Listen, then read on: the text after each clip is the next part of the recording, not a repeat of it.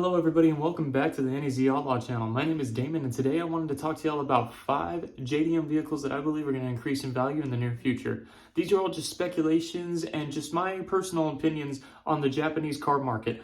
If you do enjoy this type of content, please make sure to leave a like, make a comment down below, and consider subscribing. With that, let's go ahead and jump right into the video. So for the first vehicle that I want to put on this list, I'm going to go ahead and put one that not a lot of people really think about, and that's going to be the Toyota Hiace. Now, what is the Toyota Hiace?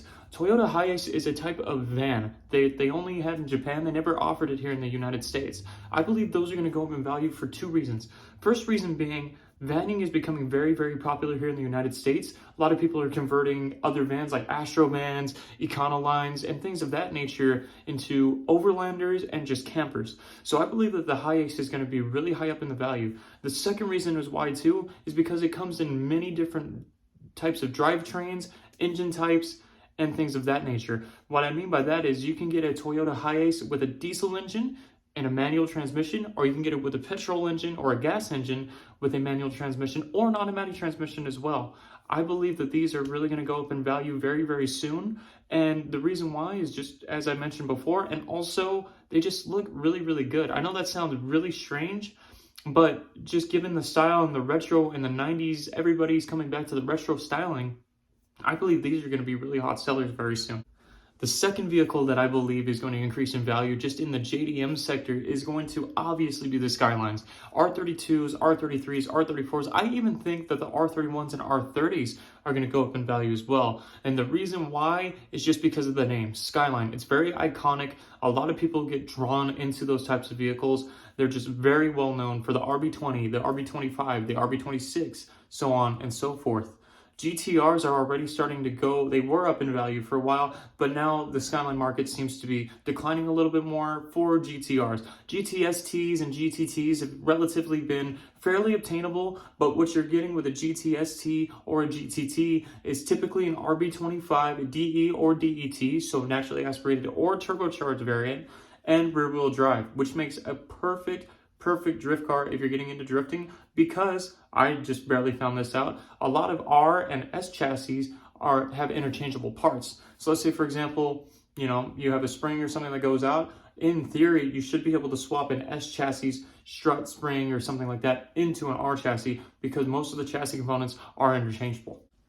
The third vehicle that I believe is going to increase in value is obviously going to be the A80 and A70 Toyota Supra variants, respectively. The reason I believe that the A70 is going to start going up in value is because A80s are already up here. They're basically in R34 territory, and R34s, you can't really get an R34 GTR for less than 100 grand. It's the same way with most A80 Supras like the RZ and some of the SZ variants. They are pretty hard to obtain, but if you have the money for it, I would really recommend getting an A80. Obviously, the 2JZ is a very well-known engine, and you can get the 2JZ naturally aspirated, or what everybody loves, the 2JZ twin turbo. The A70, I believe, is going to go up in value because the 80s are kind of starting to come back into fruition as well, too. I've seen a lot of people like Travis Pastrana, for example, his family Huckster that he just used in the new Hoonigan video was a 80s wagon. So I'm going to probably assume that 80s sports cars in general are going to increase in value just like 90s sports cars. Now, the fourth vehicle is a little bit of an oddball one, but of course I'm going to be talking about the Honda Beat. Now, what exactly is the Honda Beat? Well, the Honda Beat is a type of vehicle in Japan that is known as KEI, which has an engine that isn't above 600 cc.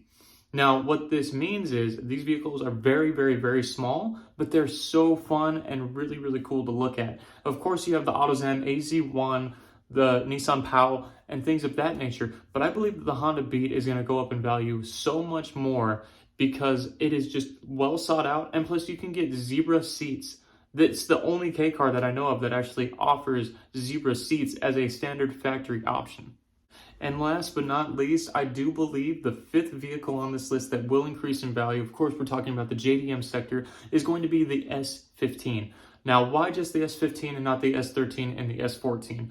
Well, it has to do with Fast and Furious Tokyo Drift. And just in general, the S15 is a gorgeous vehicle. Now, I personally like Silvias and S13 hatches and coupes, but the Sylvia S15 is just a very beautiful car. Of course, it's powered by a SR20 DET or DE, depending on which variant that you get. You can get these vehicles in an automatic or manual transmission, but I believe that the higher trims and the manual transmission option is going to be a little bit more sought after, and I would assume that they're going to be $40,000 plus when they hit shores here in the United States.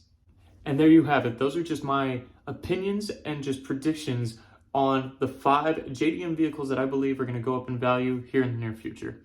Again, if you do like what you saw, make sure you leave a like, leave a comment, and maybe consider subscribing if this is the type of content that you like.